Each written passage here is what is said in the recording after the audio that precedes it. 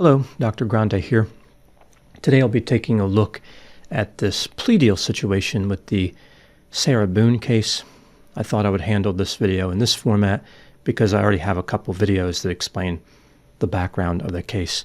I'll review the background briefly here and then talk about the plea deal, rejection, and what may be going on with Sarah Boone. I'm recording this on October 13, 2024. Tomorrow, Sarah Boone's trial starts. So let's take a look at the background, again, brief background of the case. Sarah Boone lived in Winter Park, Florida, near Orlando. She lived in a residence with her boyfriend, George Torres. He had a history of domestic violence. It was a tumultuous relationship. In late February 2020, Sarah called the police and said her boyfriend was dead. This, of course, attracted their attention, and they came by the residence. They found that Sarah was correct. George was dead. He had died from positional asphyxiation because he had been zipped in a suitcase. Sarah claimed that they were playing some version of hide and seek. I'm not sure they really understood how that game worked, but she zipped him into the suitcase. She thought he could unzip himself because she saw his fingers sticking out. She went to bed. When she woke up the next morning, she found him dead after coming downstairs. Now, the police found two videos that Sarah recorded on her cell phone, and in these videos, she was taunting George, like she was recording the actual suitcase on the floor in the residence and taunting him as he repeatedly called out her name, asking to be freed from the suitcase. So this led to Sarah being charged with second-degree murder. Now, in Florida, this charge comes with a penalty that ranges from 22 and a half years in prison to life in prison. So it's a serious deal. And Sarah Boone, she goes to jail, and she starts causing a lot of grief around her attorneys.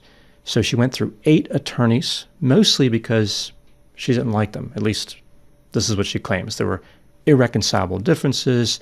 They disrespected her, all this stuff.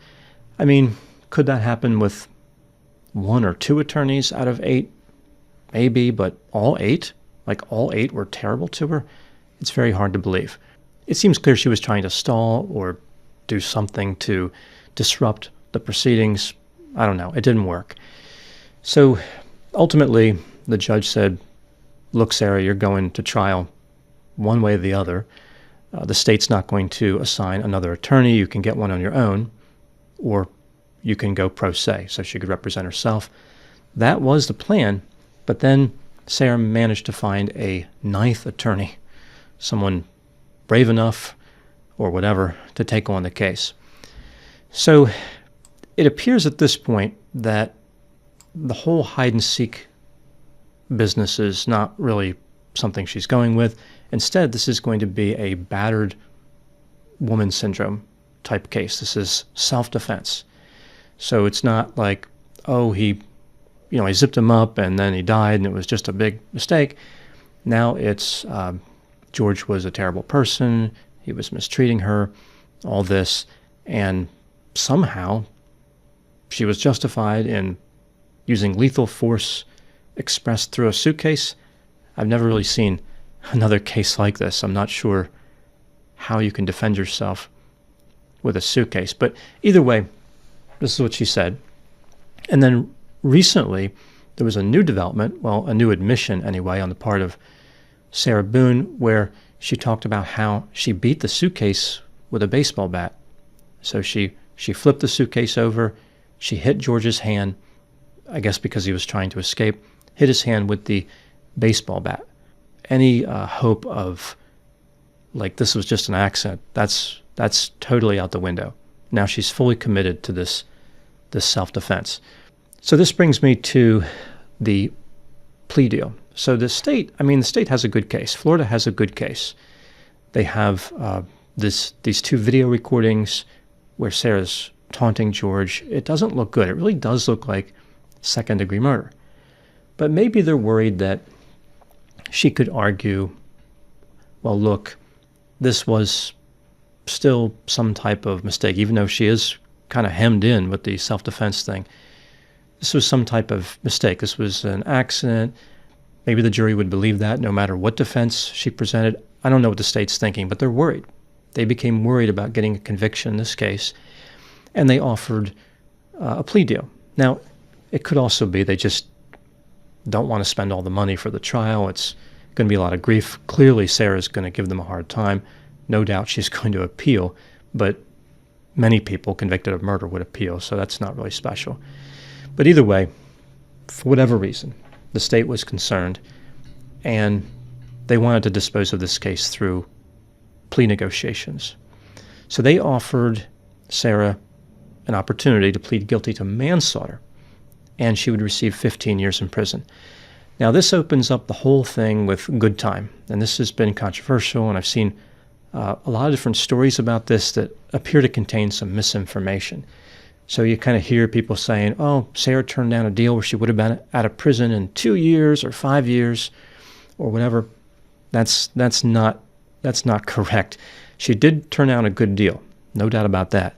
But let's take a look, let's get into the weeds a little bit with how good time works in Florida and talk about the nature of the plea deal that she actually turned down. In the prison system in Florida, good time has been around since 1889, but it's called incentive gain time. That's one way a prisoner can shave time off their sentence, incentive gain time. There are actually some other ways too. I'll talk about one of those other methods in a moment. But here's the interesting thing about gain time. So again, it's called good time in many places, time off for good behavior. It's called gain time, incentive gain time in Florida. No matter what an inmate earns as far as gain time, no matter what they do in prison, in the state of Florida right now, they have to serve 85% of their sentence. So it doesn't really matter how much gain time they could have earned. 85% of the sentence must be served no matter what. Now, you can earn, as an inmate, you can earn 10 days per month of incentive gain time. But again, that won't matter if you run into the limit with the 85%. So if those earned days are equal to greater than 15% of the total sentence, then you no longer earn the gain time. It doesn't matter. You can be good in prison, whatever, you're not going to get any more gain time. Now, there is another way to get out of prison a little earlier, and it's called meritorious award. So this is where you help a guard, like you assist a guard. I think I saw a case a while back where like an inmate attacked a guard and other inmates saved the guard. I imagine those other inmates received the meritorious award. Also, if you help prevent an escape, you can get this award. Depending on how the inmates react to that betrayal, the award could also come with a shank. Not one handed to the inmate and not one sanctioned by the state of Florida, rather one that is biologically installed, I guess you could say. But either way, you do something incredible and you get this meritorious gain time, this meritorious award. This still runs into that 85%. So you could save every guard in that prison and get these meritorious awards. I think they're 60 days apiece, and it won't matter if you keep running into that 85% rule. Now, as far as the sentence that Sarah Boone was facing, she was looking at 15 years. What does this actually mean? Like, how much time would she have to serve if she had accepted the plea deal for manslaughter in the case of George Torres? Where are these other stories coming from about how much time she'd have to serve? So I've heard a few different stories where, again, there's different amounts of time that people think that Sarah's going to have to serve. One of those stories is based on the idea that instead of 85%, she would have to serve only 65% of her sentence. I understand why this mistake is made, but it's not the case. There was a House bill in Florida that was being considered that died in March of 2024 in the Criminal Justice Subcommittee. Under this deal, an inmate could be released at the 65% mark. So if they served 65% of their sentence and their gain time was sufficient to permit release, they could be let go. And I think that this may have been retroactive as well, so it would have affected people already in. I believe that's true. But either way, this is where I think people get the 65%. But as I mentioned, that never happened. That bill didn't pass. That's not law in Florida. It's still 85%. Could it be reintroduced and come back later? Sure, but I don't think Sarah Boone can count on it, considering it's not the law right now. So where does that put us? So she has this 15-year sentence. If she had accepted the plea deal, she would have received a 15-year sentence. So if you look at that as far as the 85%, she has to serve 12.75 years. So 12 and 3/4 years, 12 years, 9 months. So she also gets credit here for time served. She's been in jail awaiting trial. Now, she's been in jail since late February 2020, and again, this is October 2024. So just to keep things simple, let's say that's 4.75 years. It's a little bit under that, but not a big deal. 4.75 years. This means that she would have had 8 years to go. So 12.75 years, credit for time served. For the 4.75 years, that leaves 8 years. So that would have put Sarah in her mid-50s upon her release. Again, if she earned the gain time, and if everything went well and she didn't get more time for like committing another crime or something, assuming everything went fine, she could have been out in 8 years. I think it's realistic. I think she would have been out in just about 8 years. So people might think, well, okay, that's not great. That's a lot of time. She's been in there for almost 5 years. She's going to have to be in there for another 8. I can understand why she might not be interested in taking a plea deal. The problem here is the alternative, right? So second-degree murder carries 22.5 years minimum. There's no guarantee she would receive the minimum, and life in prison maximum. So if it's life, it's life, right? So that's a significant difference when compared to 8 years. But what happens with the 22.5 years? Say she's convicted of second-degree murder. Well, that would be 19.125 years that she would have to serve when you calculate it, multiplied by 85%. And then with her time served, she'd be down to 14.375 years, over 6 years longer than the 8 years. Now, again, this is predicated on the judge deciding that the minimum sentence would be acceptable, and I would be very surprised in this case if the minimum was something the judge was thrilled about. So probably higher than that. Now, the other possibility, of course, is that, well, there's two other possibilities. She could be convicted of manslaughter, and she's kind of right back where she started, more or less, or she could be acquitted. Now, an acquittal, of course, would be incredible, especially considering the evidence in this case. I don't really see how an acquittal will be possible. The bar is set pretty low for manslaughter in Florida. I think that a conviction is extremely likely. So here's what she runs into, right? This is where it becomes a problem.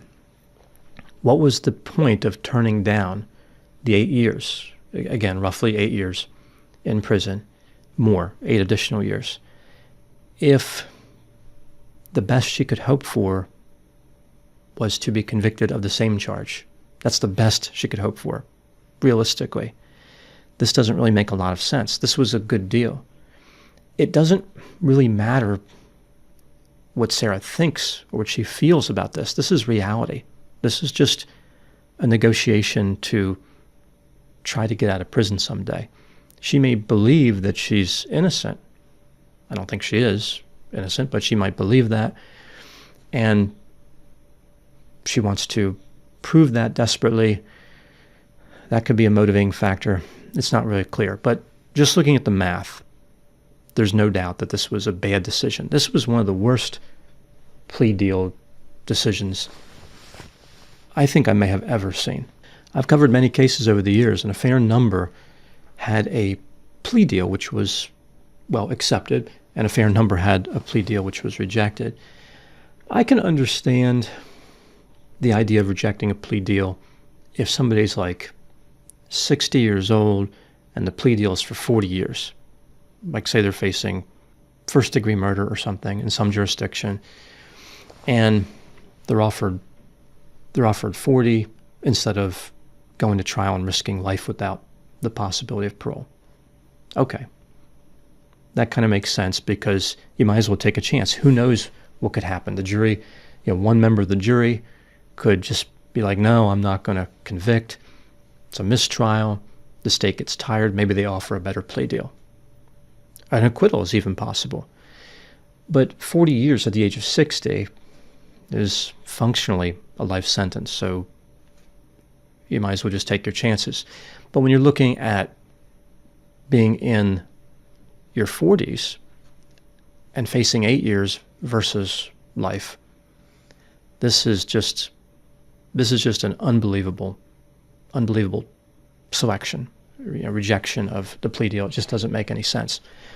Now, I don't know what Sarah's attorney said to her.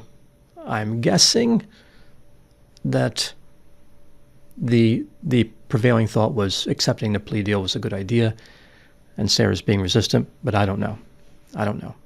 So why? Why did Sarah reject this plea deal? This is, again, bizarre. This doesn't make any sense. It's one of the most shocking plea deal rejections I've ever seen, maybe the most shocking. I was a little surprised the state even offered the deal. The only thing I can really think of here, outside of like mental health symptoms that are severely affecting judgment, is that Sarah is kind of over it. She's beyond this idea of accepting guilt, and this has now become like a war. This has become like some type of magical journey to some crusade to prove her innocence. This isn't about spending time in prison, either 8 years or life or somewhere in between. This is about vindication, right? She was falsely accused, and all these attorneys who, again, this is what she's saying, all these attorneys that have tried to help her, they're just terrible people, and they disrespected her, and she's not going to give up her desire to be respected. She said something like that in this 58-page letter that she wrote some time ago to the judge. It was I covered it in a video. There's a lot to it, but really she's trying to make this case about her being victimized, right? So she's being targeted by the state of Florida, and apparently just about everyone who works for or in connection with the state. So it's a massive conspiracy. This trial is her big chance to prove that she was right this entire time, and that's it. I think that's what's going on. I think she has made it to where she has to win. She's willing to gamble everything, and she's determined that she's going to prove her innocence at this trial. She's going to be found not guilty. And I don't think it's a matter of just not guilty. I really think it's actual innocence. So not guilty could be a technicality. Not guilty beyond a reasonable doubt could mean there was just one doubt that the jurors couldn't get past. They might not believe in innocence, but they believe that the person's not guilty beyond a reasonable doubt. I don't think that Sarah's even looking for that. I think she's looking for total vindication. She really believes that she will be glorious and people will apologize to her. I don't know. That's what I'm thinking, something like that. This decision is so irrational, it's really hard to, again, outside extreme mental health symptoms, it's hard to understand why anybody would do this. It's a very poor decision. So I think that's where Sarah is. I think the trial would have been a lot more interesting if she had represented herself. I was kind of looking forward to that a little bit. But Sarah does have representation, and I guess the big question is, will she testify on her own behalf? I get the sense that she wants to. I don't know if she will or not, but I get the sense that she wants to. I think she really wants to tell this story. She has a very distorted way of looking at this case, and it's going to be, I think it's going to be costly for her. I think it already has been. I think the die is cast. I think it's over. I don't see the state losing this case. Again, maybe she's convicted of manslaughter and not murder. Okay, but I would be surprised. I think it's going to be murder. That video, those 2 videos that Sarah recorded herself, just make her look so sadistic and callous. There's really no way this could be self-defense. How did she defend herself with a suitcase? So George climbs into the suitcase under this hide-and-seek game, and then he becomes a threat to her. So she has to hit the suitcase with a baseball bat, and then she's scared for her safety, so she goes to bed. Why not call the police? Why not call the police and say, my boyfriend's out of control. He just happens to be in a suitcase right now, so I'm safe. I'm safe for this moment, but you better get here quick because he might unzip himself.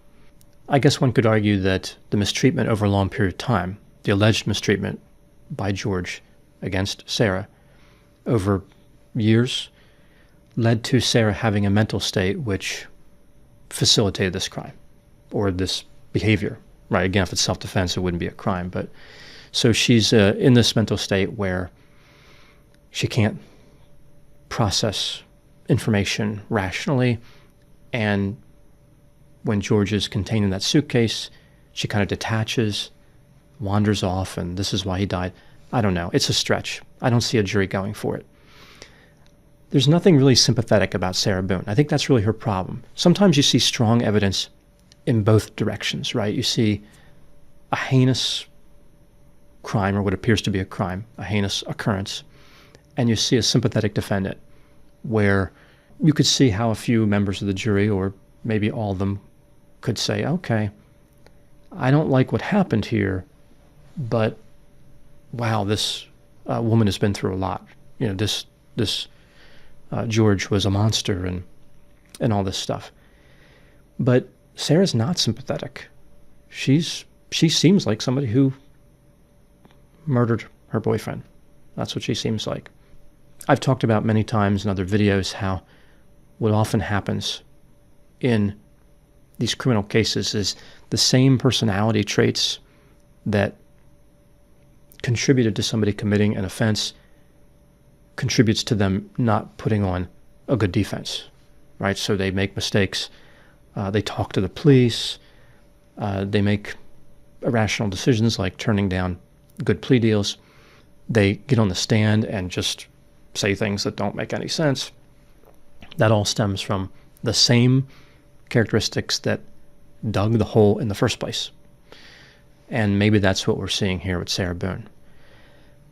I will be watching this trial with much interest. I think this is one of the more compelling trials to come around in a long time.